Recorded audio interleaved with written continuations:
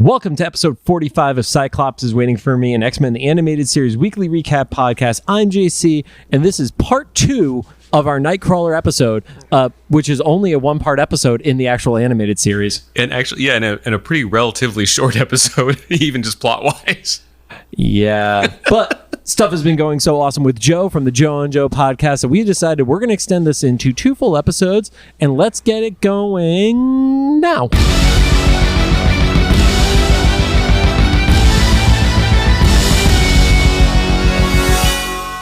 We also get what seemingly should be a throwaway line of, oh yeah, this place is crazy. There are doors that lead to nowhere, right. Yeah. Which is also like a reference for me because I've been listening to this podcast called Red Web and they talk about the Winchester House, which if you know about the Winchester House, this was the Winchester family, the lone survivor from the family after a bunch of people died. And they just made this mansion weird. And there are doors that just go into other walls. Do you know why they did it? I don't. They did it. The woman, she was the heir to the Winchester rifle. Yeah.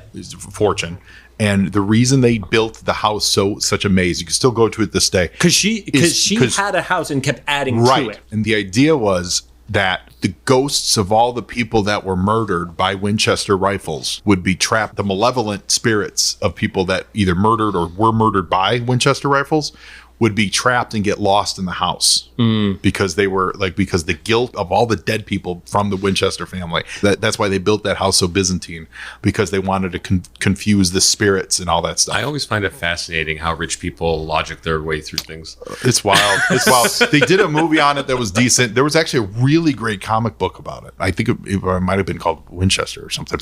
But there've been a few adaptations. No. But that's kind of rough. I'm getting some of the details wrong. Yeah. The reason why it's so crazy is specifically the heiress wanted to trick and confuse the spirits of the dead from the Winchester family. So can we assume that in this place, it's because they couldn't save a lot of those ski accident victims, and it's just to let them go off on their own and get lost? Yes. They also mentioned that they're there and they're... you could board up a door. Yeah. I get it. If a wing of the building got knocked off from shelling during World War II, that's cool. You can put a board up. Yeah.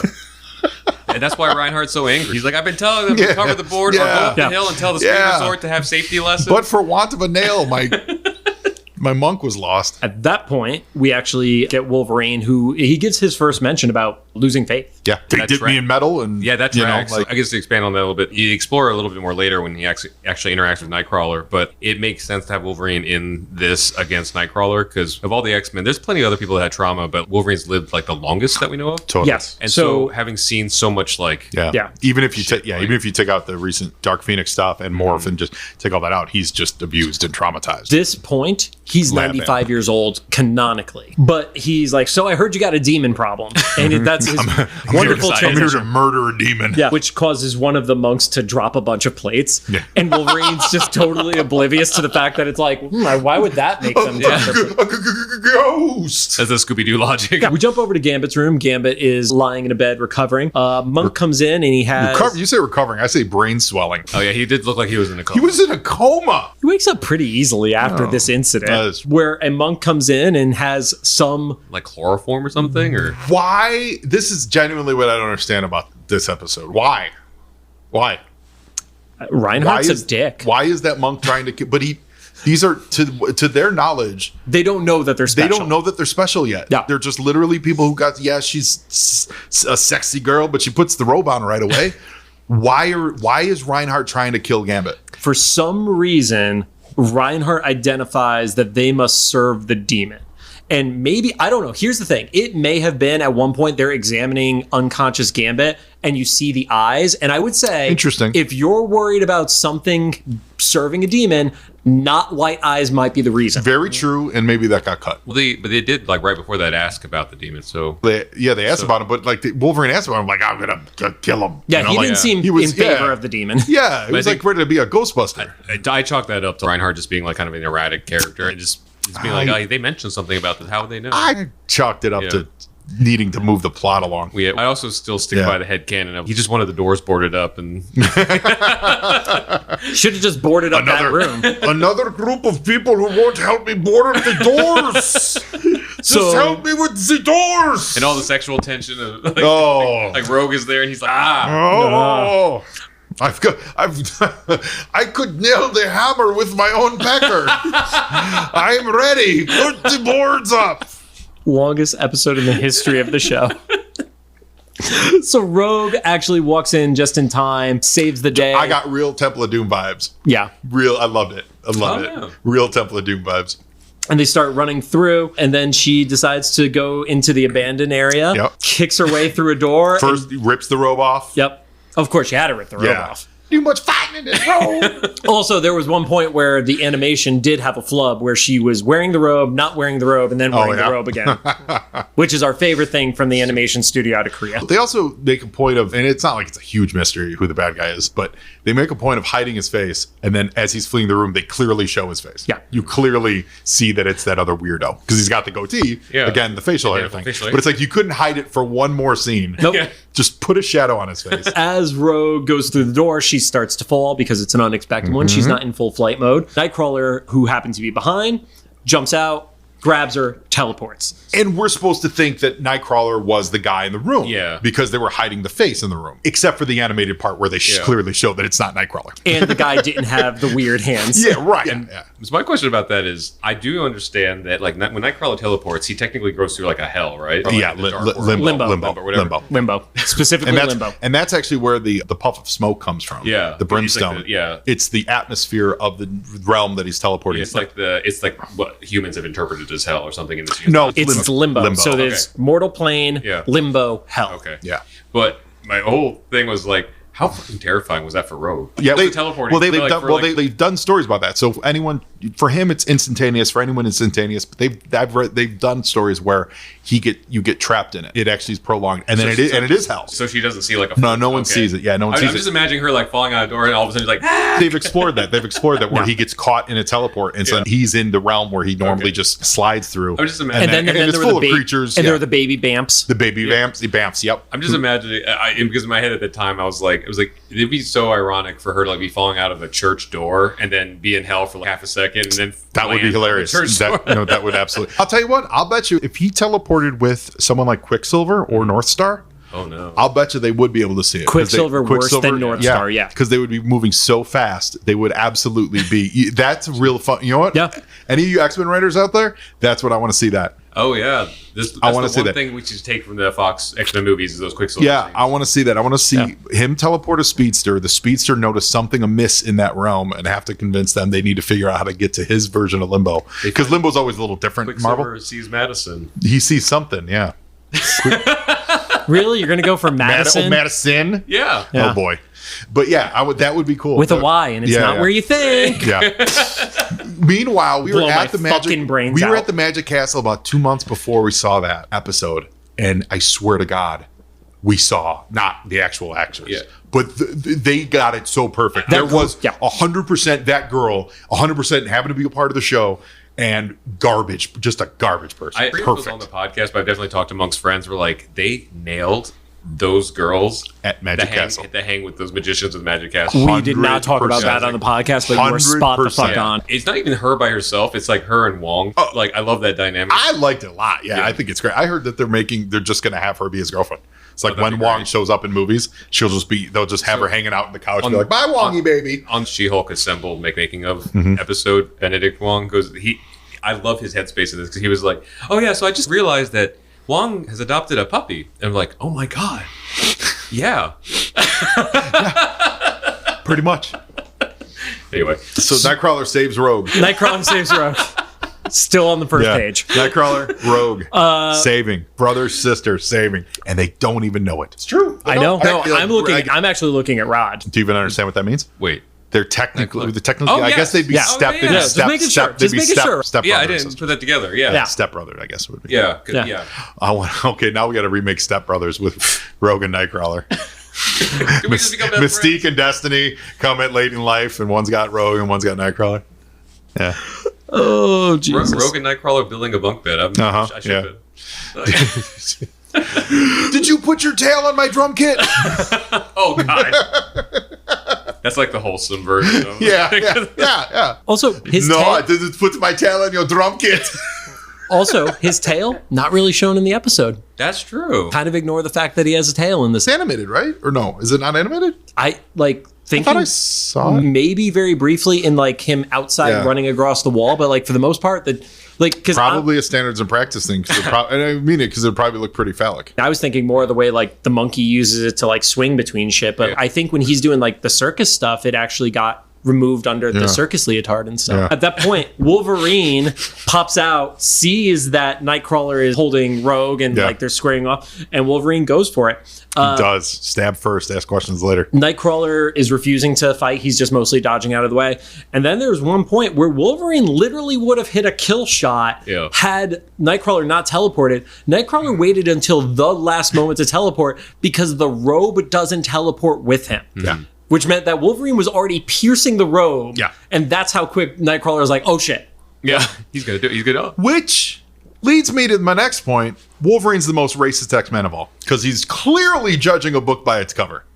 He is clearly going against everything that Xavier has tried to teach the X-Men. Don't judge a book by a cover. He really doesn't listen to Chuck a lot. Wolverine's like, look out, blue dude with fuzzy big ears and a tail. Or maybe not a tail. I'm going to get him. Wolverine is racist.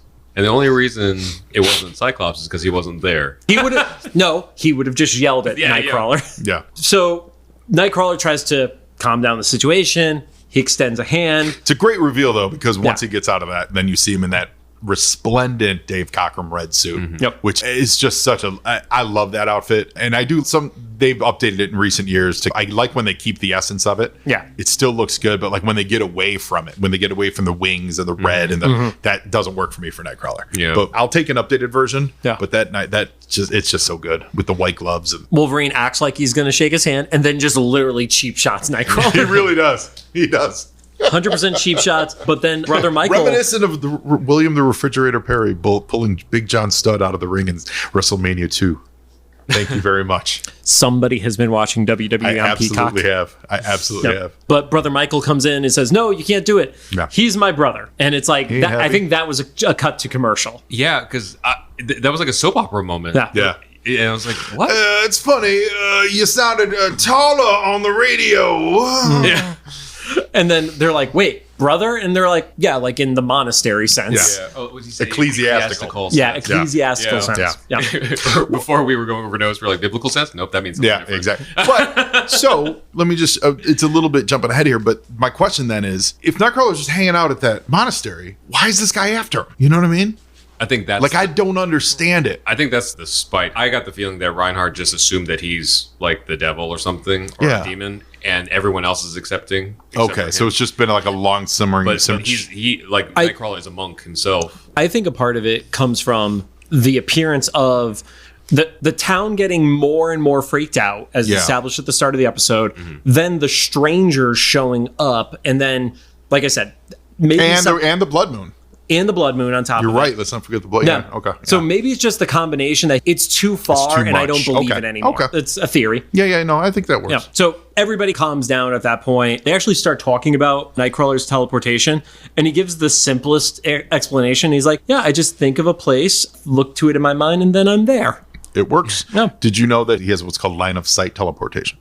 So he has to see it. He doesn't have to, but there is a danger the if he risk does is not. He will die. He has to at least like be able to visualize it to an extent. Go for it, No, it's not at all. He can go wherever he wants to, but he has no idea what's behind that wall. Yeah. So he runs the risk of teleporting his Into mass table. into table, into couch, into whatever. So it's not like in my head I see the White House and I can go there. No, it's he has to be looking through a window and then he can go in there. And they've made a big point in comics of if he ever is teleporting to something that he can't see it, they know it's if you do this wrong, you're dead. Yeah, it was a big deal. Early on, it was a real big deal. Even now with the Krakoan era and Resurrection being a thing, which we've talked about on the show, it's a little easier because if he fucks up, then Xavier could just bring him back. But it's going to be a really painful, horrible death. That's the argument for real world time travel, right? Is even if we figure it out, we have to figure out space.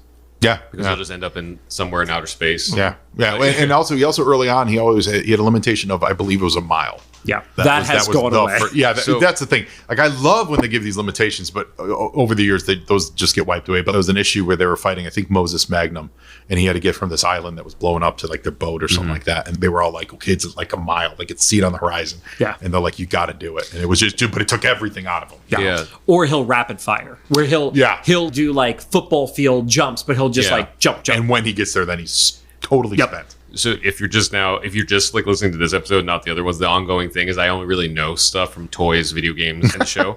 So my canon of Nightcrawler's teleportation is from was you throwing the action figure across the room? Yes. That video game Nightcrawler is great. So that one, I think the in-game explanation in like the booklet or something was that he can only go through like what he's aware of in like the kind of line of sight, but like the other room or something. That's why he could only pass through like the one door or like two doors or something like Pretty that. much, yeah, because there'd be a window on the door. And he also kill everybody in between. Totally. Yeah. No, that game was great though, man. I loved playing Nightcrawler. You would just pop all over the screen, and Gambit was great in that game. That game was really dope.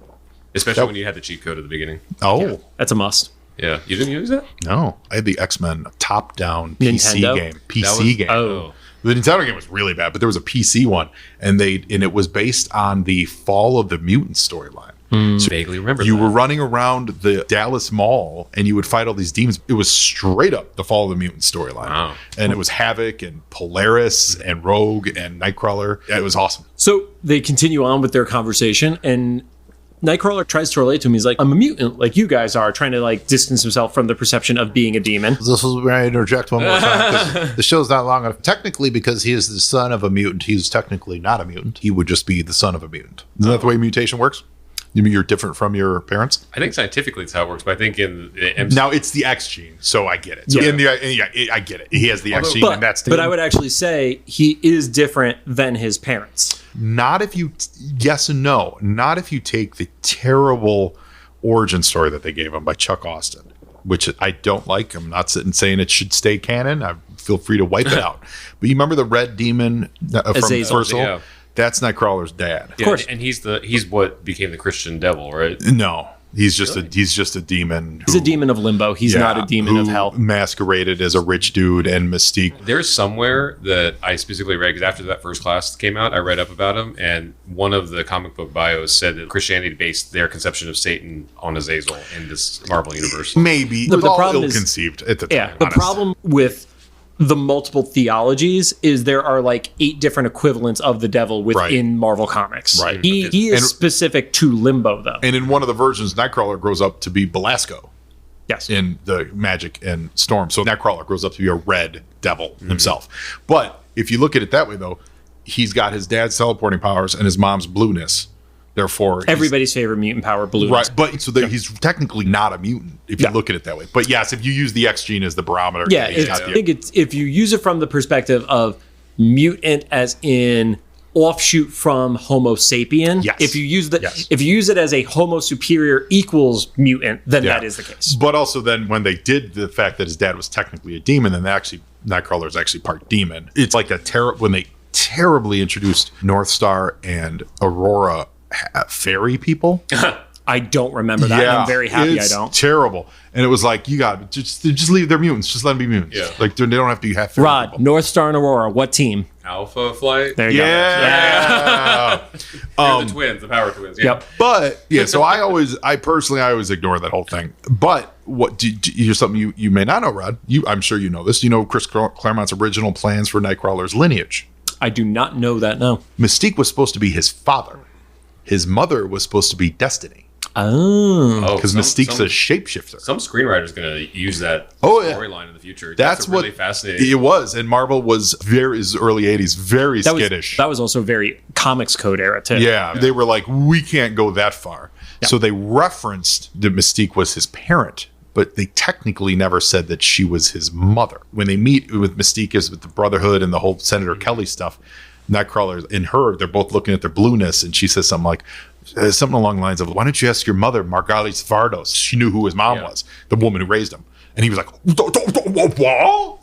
And then they never addressed it because Claremont wanted to do that. He wanted to have him be born from Destiny, fathered by Mystique, shapeshifted as a man, and they never let him do it. One of the things I love about still being into all this, growing older and stuff, is seeing how all the original creators like still embedded their intentions, their progressive intentions. To things, even when like the powers that be were like teleporting demon creatures and laser beams and stuff. That's cool. That is unbelievable. To have a scientist or something like, there's something that's totally innocuous. Yeah, a shape-shifting being, we're limiting it to hilarious. So we actually do get to see, for purposes of this show, not in accordance to the comic, but we see a woman birthing. We don't see it.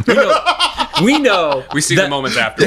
We see. There's 40 seconds of afterbirth, and it's beautiful. It's blue lovely. afterbirth. It's just one of the most lovely piece of animation I've ever seen. But we do see that there is, what's it called? The woman who sits there when they're birthing. Midwife. Yeah. There is a midwife who definitely saw that birthing. So.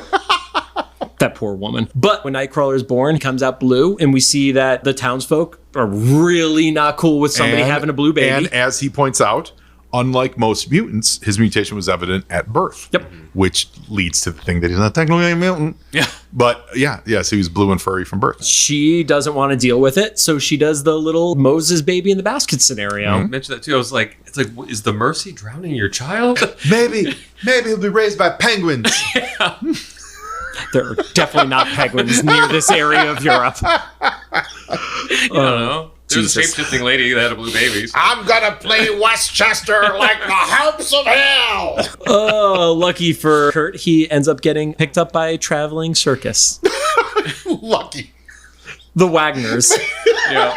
The Wagners.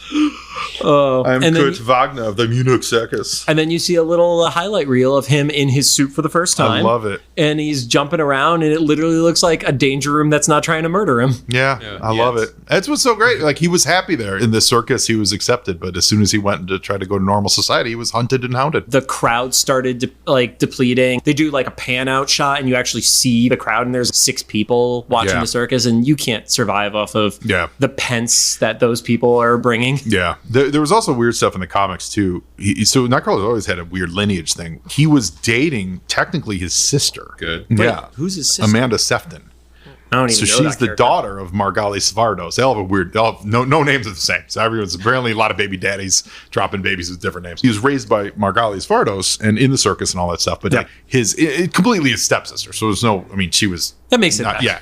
I'm never good with those excuses. But when they first, it's I've weird though. seen this on a certain website. Yeah. Hey, stepmom. Yeah, when they introduce him, they go on like double dates, and he was like, "This is Amanda, who I was raised with," and it's always weird. That's a phrase. It's weird. It is really weird. She turned out to be a demon sorceress, and she's so Wait, comics. the person who was dating their stepbrother turned out to be a demon sorceress? Yeah, it's comics. It's like the Peter Parker syndrome. Everyone turns into a supervillain. I bring this up with like little commentary, but just an observation because I don't know if listeners don't know, I'm Asian American. I was raised in Indiana, but my family's Korean. I had not realized until recent years how much European or specifically like Caucasian history and lore has incest. Oh, most of The Crown. Completely. Yeah, and so, Game of Thrones is just like a home video. Jesus. And so whenever I hear something, it's Kurt Wagner and his sister Margot something, they're boning or whatever. I'm like, why is this a thing? It's it is. You know what didn't happen in the samurai story? It's weird, man. It's weird. Or, spoiler, you know what doesn't happen in Wakanda forever? I'm happy that is a spoiler that you decided to share. Yeah. Is that there are family members that are tempting each other? Sure is so sad because her piece got killed. Like, what? It doesn't. It's just wild. It's a new thing for me to see so much. You're not wrong. You're not wrong. You're not wrong. But yeah, so Kurt actually has had a weird, convoluted family history in that regard. And then you couple in the fact technically Rogue's his sister. It's always the 3 fingers. Stop it. No, it's not. It's because of the demon In Germany, they call the shocker the Nightcrawler. Click on their clip. Just make 3 weeks worth of clips from this episode. All out of context. Can't wait to get... Unglaublich. Gambit being the thoughtful individual that he is when he hears that basically Nightcrawler had to join a monastery because of how shitty the world treated him. Yeah. A 3-finger demon coming after my lady.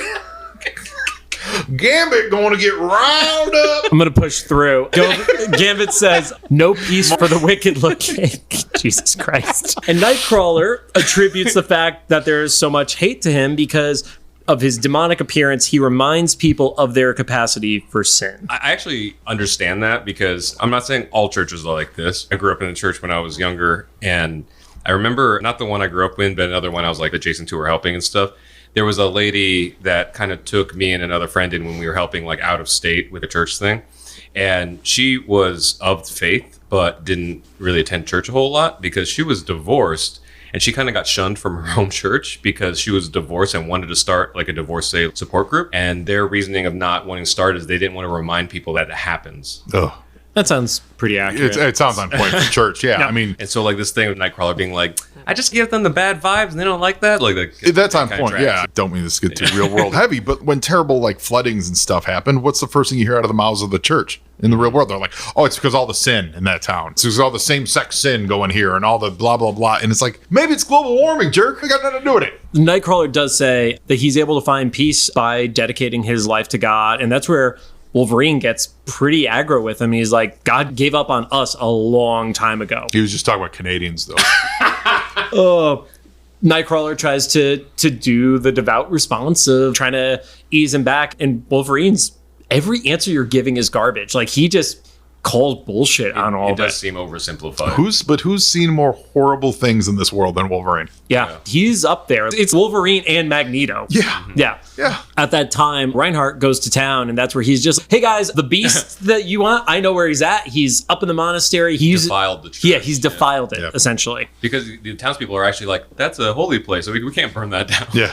He's like, oh, fuck it, it's defiled. Yeah. We come back to the monastery. Nightcrawler ends up finding Logan in the chapel, and then we get more of that further explanation from Wolverine. If there's a God, what kind of God would let something like this happen to me? And he shows the claws pop. And unfortunately for Nightcrawler, his response is very similar to what he's already been saying of, you just need to have a more open heart. Wolverine's like, I'll open your heart up. He's like, all of this is open heart Pick is a not ventricle. Yeah. I'll open it. Open heart, not the issue here. But at the time, they see the crowds coming, and Wolverine, again, just loves to point blank call out stuff to Nightcrawler. He's like, what's the purpose in that right down there? It's great. It's great. And as someone who has a long time loved Wolverine and Nightcrawler's friendship and relationship, because they're tough on each other, that scene was awesome. That was great. Even though like they just met, there's still that they're building that friendship. I thought it was wonderful. It's a good dichotomy too, because Wolverine definitely has the longer history of it, and the Nightcrawler has like a closer proximity of like kind of the horrors of the world. Wolverine only really pops out like as being a mutant when he literally does the claw pop.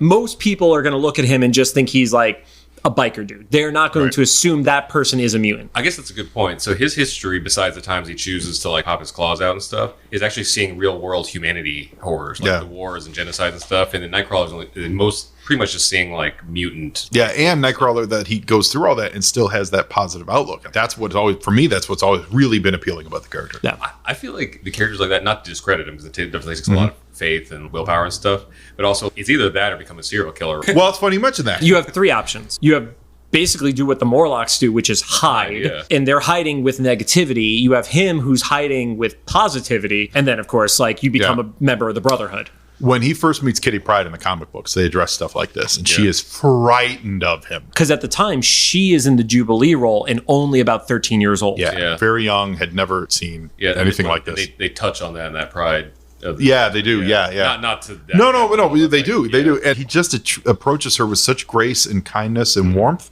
that it's just endearing and wins her over, and it's just so charming. It's just so charming. I'm not trying to equate like a lesser experience to this, but this is personal parallel. So in college, I moved into my dorm like a little bit early. I worked it out at school and everything, but no one told the maintenance staff. So all my shit was moved into my dorm, still boxed up and stuff. And because I don't live with my parents anymore, everything I owned was in that dorm. So the maintenance staff threw everything away to the dumpster. Now the school did make it up to me. They figured out all the costs and stuff. But when that first happened, I saw my shit in the dumpster. I realized what happened, and I walked into the admissions office and told them what happened. And the guidance or one of the counselors or whatever was like, "Oh my god!" And she was like trying to figure out how to fix it. And she was like, "I'm just happy that you're like pretty calm and you're like laughing about it." I was like, "It's either that or I'm going to murder someone. So let's take this right now, and then we'll work it out." So you hit those tipping points. And you're like, "I'm either going to be super positive about this, or you're going to die. So let's choose one." You're not wrong.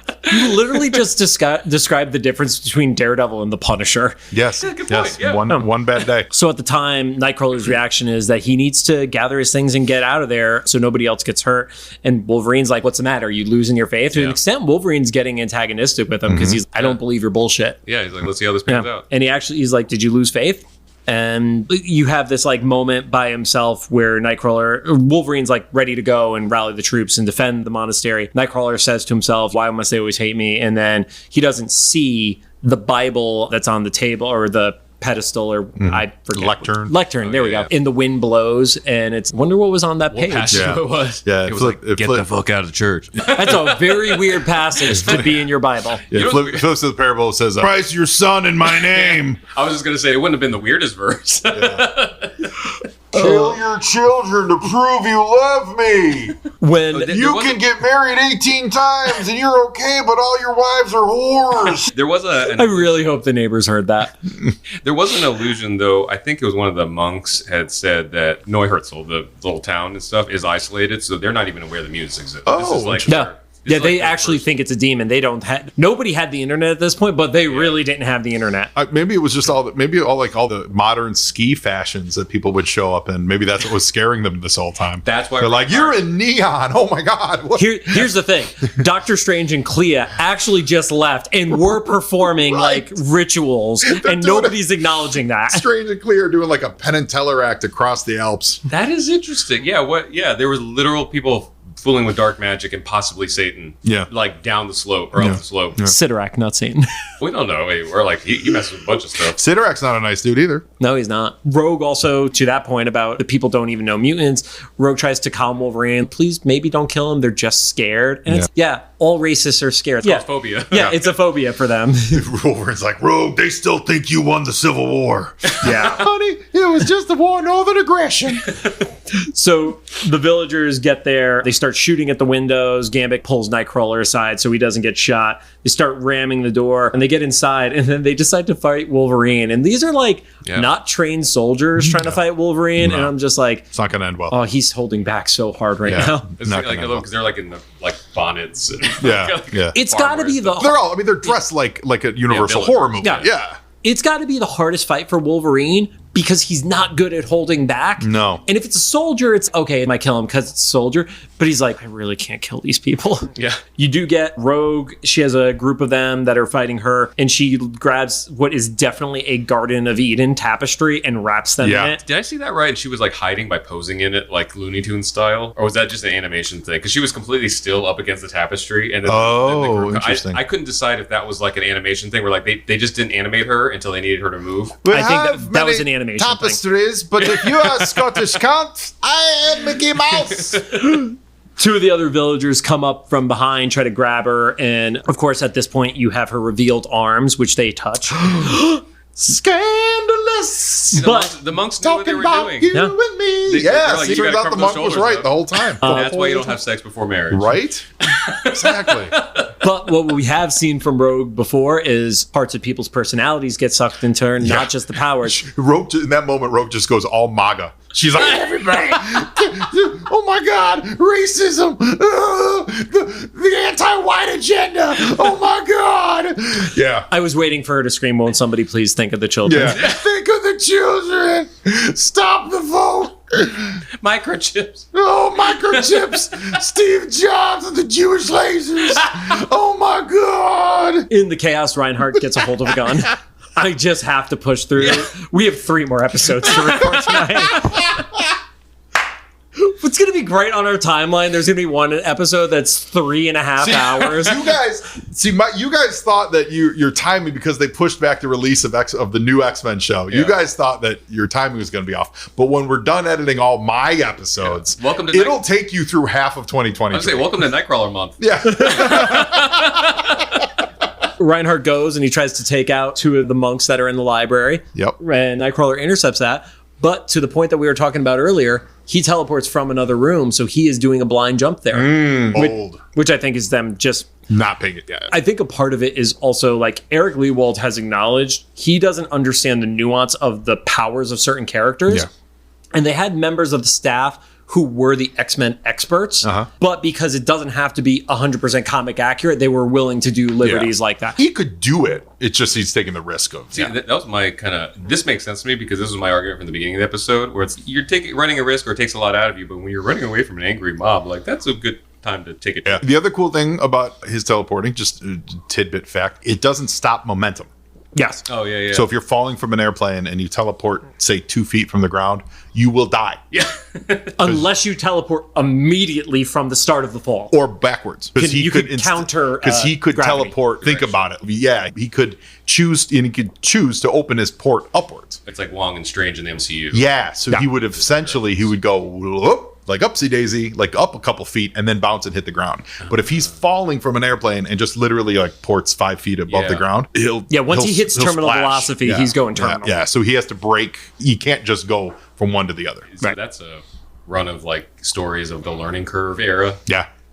Finding that out. Yeah. There's a whole generation of mutants that just died before Professor X got to them. Yeah. And that continues to happen through people discovering their mutations. Well, let me extend your podcast for another 20 minutes. Let me get on this soapbox. That's the other thing about X-Men and mutants that I wish they would get back to. I don't know if they could ever get this genie in the bottle.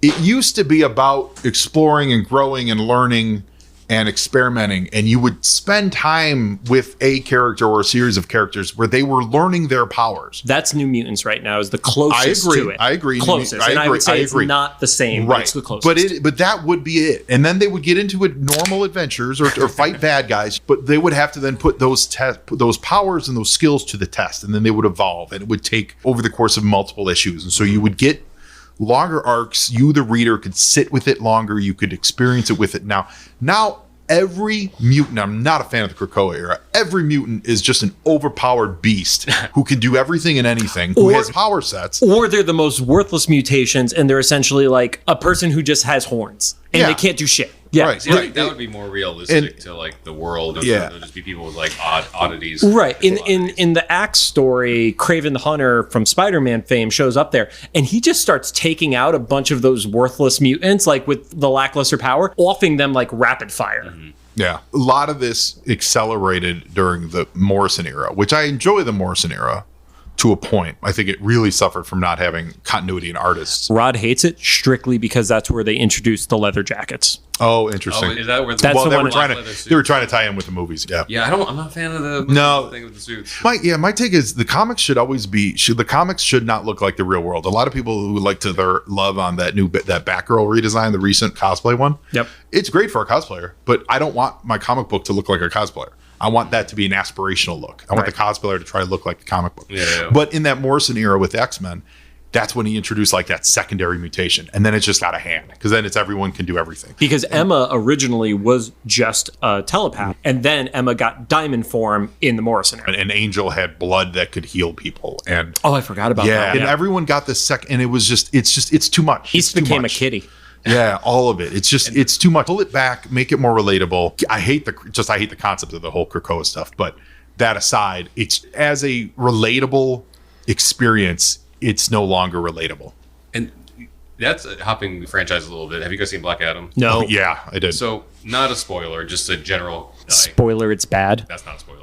But just like a general commentary and stuff. When he calls Dr. Fate a jabroni. Yeah, so that was At least he raises the eyebrow in the post-credit scene. He does. So those were my two things. Was Black Adam himself, his introduction. It was like that already breaks the story. He can just like snap his fingers and end this movie. Oh yeah. So he was so overpowered, like he's God. Like because I'm not familiar with the character, so when I saw that scene, I was like, so he has no limits. And then the secondary thing is like Dollar Store Doctor Strange, where his powers. Dr. Fate. Yeah. Meanwhile, Dr. Fate predates Doctor Strange by at least 20 years. No, I'm just saying this movie. Like it is in this movie. God damn it, Rod. Dr. Fate's the original. I'm saying in this movie, the way they established his power set and everything, it was too plot convenient. Yeah. Because they were like, my whole thing is I can tell the future very specifically. He tells specific people when they're going to die, but he doesn't see key plot points in the movie. So anyway. Yeah, listen, there's a lot of issues. There's a lot of issues with Black Adam. But third act was great. The fact that had no bearing to the first act. First act, they set up that Kahndaq is being overrun by a gang of thugs. Then they completely ignore that to fight a demon in the end. That's pretty real world, though. So Nightcrawler says he's going to surrender. And when he says he's going to surrender, Reinhardt attempts to shoot him. And it sets the library on fire. Yes. Because this is what happens when he's firing a blunderbuss. You take away crossbows. Yeah. Replace them with Cobra lasers. Yes. And then it lights it on. And he's basically saying he needs to purify the entire church. They have a little bit of a struggle. Tainted by the devil. They're outside and somebody tries to shoot them from behind, which not a really great team that's out there. They're just like, oh, we'll just shoot through the monk that actually told us where the demon was. Breaks the banister. As that happens, Nightcrawler does what Nightcrawler would be expected to do. It's great. He grabs Reinhardt's arm and he's refusing to let him drop. And he's asking him, why are you saving me? Nightcrawler, again, it's not for me to judge you. It's how's God going to judge you when this is all over? And it's, again, I'm so not used to it. Even today, watching something that is touching upon religion just is transparently the right word. It's transparent. No, it's surprising. It is surprising. Yeah. And it's also like pretty positive. Yeah. Totally. Yeah, because I would say a lot of stuff that talks about religion, at least in modern pop culture, is like Rick and Morty, who are basically calling all religions bullshit. You know? And actually, if you guys would have been, you were teens when this was on? This? I was like 12, 11, 13. Yeah. I was in college. But that was the tail end of the big, really real world religious church scandals. Yeah. Jim and Tammy Faye and all that TV evangelism stuff. Post that. This is after they'd been exposed as religion was on the fraud. And the church scandals, the Catholic scandals of the molestation stuff had started to come out. Like right around this era. I think it was 1988. My Town was on Dateline NBC as one of the first stories. And it was the priest from down the street. Yeah. And all this, and all the guys were watching on Dateline NBC, dudes that we knew. Talk about this stuff, and it was shocking at the time, but that's just 5 or 6 years before this episode airs. So the church and just the concept of religion was having a dip. So with that in mind, that they still went so forward thinking and non-ironic with it, it is great. And there's still like the afterburn of the Satanic Panic and stuff around that time too. That was. I mean, it wasn't as big as it was a few years before, but it was still. No, definitely. But Nightcrawler's words give Reinhardt that moment of clarity, and they get out of there, and the fire basically destroys the majority of the monastery. The real fire. Yes. Oh, yeah. Okay. Remember how I was reading the phrase and I was like, what the fuck does that say? It says real fire effect. That's what it was. Because Rod and I love when there are certain things like wipes and just visual effects. And they literally used real fire, not animated fire that goes over the screen. Okay. Thank you, Rod. Now that's cool. Now I know it was it was a good looking burn. Yeah, it looked like they pulled some like stock footage. In the aftermath of the monastery being burnt down, Nightcrawler calls everything a blessing, and Wolverine's like, blessing? What are you talking about? We blew it. Yeah. And, it shows the dichotomy of these two characters. Wolverine sees it as a failure that the monastery was destroyed. Nightcrawler says it's just brick and mortar. Reinhardt has repented. Town is no longer fearful of him, and nobody died. And he's calling that a win. I lean towards Wolverine. I get what you mean. But as far as from my church perspective, so this was where my issue came with the pandemic stuff and everything with the church and things. Because not to dive too much into it, but like growing up, because we've been going on no tangents prior to this. Keep it on point. I just don't want to like stir like an undue pot or whatever, but in just a general sense, me and my brother, and my brother's a pastor now, so we talk about this all the time, but we grew up being taught that the church is you talk about this episode of X-Men all the time. Yes. But we grew up being taught that the church is the people, not the building. Sure. Constantly. And that's some Thor Asgard shit. Actually, yeah. But it's where like these people faith gather. Right. That's the church. It's not like a brick and mortar building and stuff. Yet, recent events have proven that, if not most, a lot have focused on the building part. And so, because I do want to see people who have this much faith in something flourish and stuff. It makes you a better person, Like my father, like he's defected North Korea when he was like a kid and stuff. He's of faith, and that got him through things. I never want to take that away from anybody. But like faith used properly is never a problem. Well, faith is great. Organized religion, problematic. So that's why with Nightcrawler is saying it's just a building. We'll rebuild. That's awesome. Like I like that this is the follow through of that principle instead of like a cling to power. No. But also I was like, well, you had that like Reinhardt situation happening, so maybe it's like good that there was kind of this hard reset for your whole thing. You've been around since. Meanwhile, all those monks are ex-Nazis. Maybe. I mean, they're in the German Alps. Yeah. We don't know where that town is. They might be next, like we don't know what border they're on. Just saying. They're probably ex-Nazis. I totally agree with you. I lean on I prefer Nightcrawler's take on this position too. Yeah, I think that I would say that or believe that myself. Well, it's easy. I like seeing let's put it this way. It's easy for Nightcrawler to say it. Nightcrawler just been chilling there for a few weeks. That's true. Like he hasn't been that's not his childhood home. Like we know this. I mean, he could have been there for years. Maybe. He's not that old, and he was in the circus for quite a while. You know what I'm saying? We don't know how he ages. Well, he was there short enough time so that this is the first time that Cuckoo guy snapped. You know what I'm saying? Which leads me back to, if he had been there for years, why now? Why is this guy snapping now?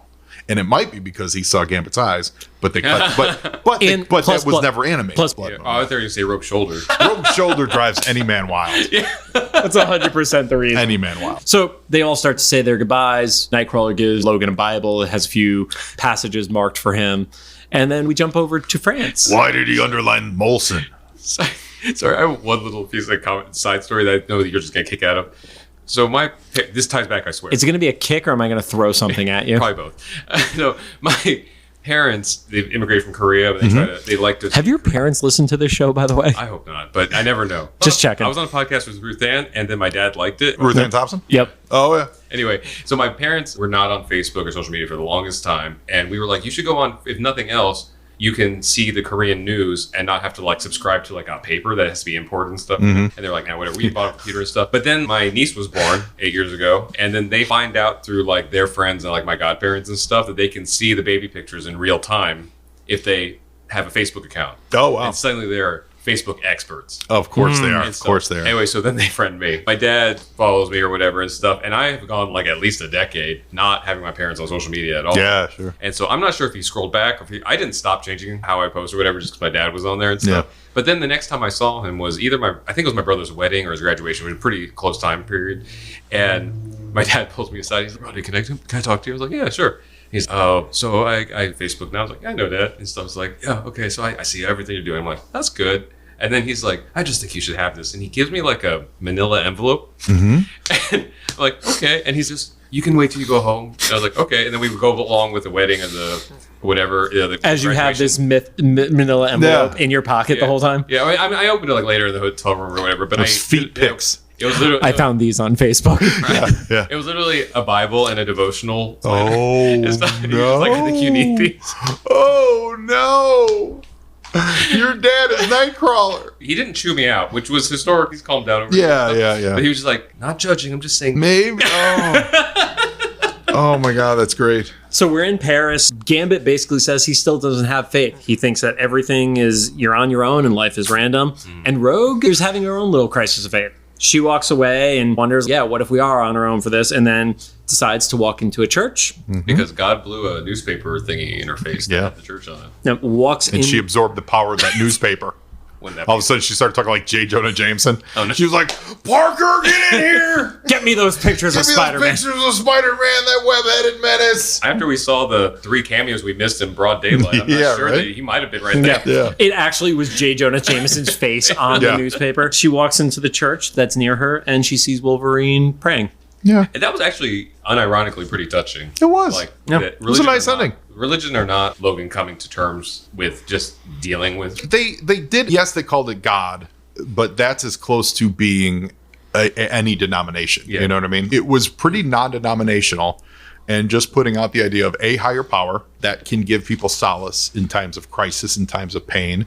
And what's more crisis and pain than literally an entire townsfolk full of people coming at you with pitchforks and torches. And lasers. And lasers, Cobra lasers. In the middle of it, like Major Blood's, I'll write you a poem. Like that is to show that the grace of Nightcrawler in that face of the moment, that the strength he finds through his higher power, which he calls God, but for Wolverine, it might be something else. It might be Justin Trudeau. Like it might be a Mackenzie brother. It might be Poutine. Sure, it might be Poutine. Very good though. Yeah, like it.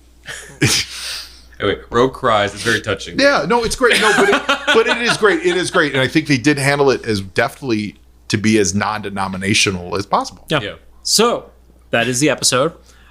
Amazingly, with all of our conversation, there is one other tidbit of trivia that hasn't been addressed yet. Okay. The actor who did the voiceover for Nightcrawler, Adrian Yu, actually plays Jean Grey's dad in X-Men: The Last Stand. Oh, interesting. Really? Yes. That's pretty cool. Was that a purposeful casting, I wonder? I highly doubt that. Oh. That's really cool. Everything else we got. Yeah. believe that. That's the only cool thing about that movie. The connection to the animated series from that there. That movie's hot garbage. Many levels. We can leave it in the dark part of the Monthlyverse. Yeah. I can't wait till at some point we're going to have to do filler episodes between when this ends after the quarter of Nightcrawler episodes. Welcome to Q1. Nightcrawler 2023. The entirety, We're getting blue, baby. the entirety of 2023. Yeah. And before the show starts, we're going to have to fill it with other shit. And I think I'm going to force Rod to watch some of the movies again. Oh, yeah.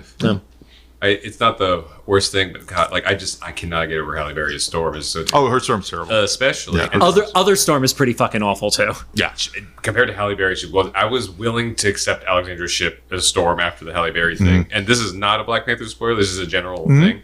It's a general spoiler. I've heard people comment over the years that at the time for the 90s. Oh, it was supposed to be Angela Bassett. Was it? Yeah. Oh, I didn't know that. Okay, it was just a commentary. Is like she was the star power that could have. She was supposed to play Storm, but they couldn't get an X-Men movie together. Okay, so then like now seeing her, I mean, already seeing her as Ramonda before, but especially in Wakanda Forever. Yeah. Yeah, with that stark white hair. They're doing that on purpose. Even if it wasn't just her whole presence. Angela Bassett's a national treasure. From the opening scene of her addressing the UN Yeah. and stuff, I was like, this makes me so upset for the 90s Storm, but we got her as Ramonda. She's fucking phenomenal. Angela Bassett doesn't age. She's a national treasure. Right. And she's a queen. She's Yeah. a fucking queen in human form. Yep. She's amazing. But yeah, I truly believe that they put her in that stark white on purpose. Yeah. Because, you could do it muted gray. You could do all kinds of stuff. They're like, yeah, no, this is how cool Storm should look. Yeah. Yeah. On that note, Joe, Yeah. final thoughts on this episode. Well, how much time do you got? No, Rod, how many gigabytes do we have left on the card? We haven't filled October yet. Okay. So last Halloween when we It's literally November as we're recording Yeah, this, Rod. That's what I mean. Yeah. We haven't covered October 2023 So yet. before Christmas, no, I dig it. I do dig it. I do think that it's absolutely a Wolverine story. I think if it, for my money, I wish I would have known just to get into like, I wish there was a better reason for it just changes the story. But Reinhardt's change. Reinhardt's change, but also throw this out there that there's an actual crime that happened that the townsfolk think he did. So there's more of a driving force that the X-Men could then help investigate, clear his name kind of a story. So instead of just the original version of the script did contain aspects about stolen Nazi gold and stuff like Interesting. that. But it was way too. told you they were Nazis. I didn't even know that. It didn't specify that the monks had it. Okay. But that did have to get cut because it was only going to be given one episode, and Yeah. you would have lost all the personal, Right. like heavy relationship with God. And that is the strength of the show. And so for that reason, I like it. Plot-wise, it's weak. They're after him because he's ugly. And then Reinhardt hates him because he's ugly. But it would have been a stronger story had there been some like drive. Because then that would have given Nightcrawler doesn't change at all. He's the same, just fine. Which is fine. And also actually pretty true to his character in the comics. Yeah, he's a straight man. Yeah, he's pretty fully formed when he joins the X-Men. And they give him moments of doubt throughout the years, but he's always been a solid rock. Appreciate that. And while you might not love the Krakoan era, and I can understand the perspective on that, Sure. I do love what it does to Nightcrawler because it gives him a total crisis of faith of what happens when you have believed in this religion, this faith the entire time, which is predicated on there being an afterlife when you are living in a society that does not have death. Correct. So, That's I read that's the Spurrier Way of X, Simon Way of X. Spurrier. Yeah. Yep. Yeah, I read that. That was pretty good. Yeah. And then I would say the only thing that I'm sad we didn't get here, and it makes sense why we don't, because this is the first interaction between Logan and Kurt, is they're not comfortable enough with each other that Logan calls him Elf. And that is a thing in the comics that I've just always loved about their relationship, is that is his nickname for him. Yep. That's super cute. Did he come back on the show at all, Nightcrawler? There is a thumbnail that shows his face in it and looks like in a mirror or something. And it's been so long since I watched the episodes, I actually don't remember. Yeah. So, Yeah. I think Nightcrawler just, I think he's just integral to the X books, even when he was in Excalibur for 10 years. yeah. Almost basically the 8 to 10 entirety years. of Excalibur, yeah. Yeah. There was just something missing from the X books. I think, I don't know. A lot of that is that it's that era of who was on the team when you first found them. And even though I found them 10 years later, the first team I read was the Byrne stuff. The team at that time that was being published for me was the Silvestri stuff. So it was Havoc and those guys. Yep. But I was reading the Byrne Claremont stuff. I'm a sucker for that team. But yeah, I enjoyed it. I really enjoyed it. And I enjoyed breaking it down with you fellas. Joe, thank you so much for joining us. One more time, just remind people where they can find you. The Joe on Joe podcast, at Joe on Joe Pod on Facebook, Twitter, and Instagram. You can find me in any podcatcher. Reach out, say hello, listen up. It is G.I. Joe talk, but it's very user-friendly perspective. And I promise you, my episodes are not 4 hours long. Twitter TBD, based on the time we're recording this. Yeah, we'll see how long we're on Twitter. Yep. Yeah, who knows? That hellscape. But yeah, but it's fun. You give it check it out. Thank you all for joining us. If you have any thoughts, make sure to drop them into the comments for either the YouTube upload or the official Instagram post about this episode, or one of the 17 different Instagram reels that Rod is going to make for this. If you liked what you heard, please, dear God, do. We'll appreciate a rating on the podcast app of your choosing.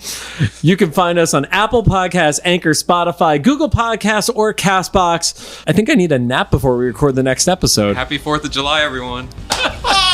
That was your best outro you've ever had.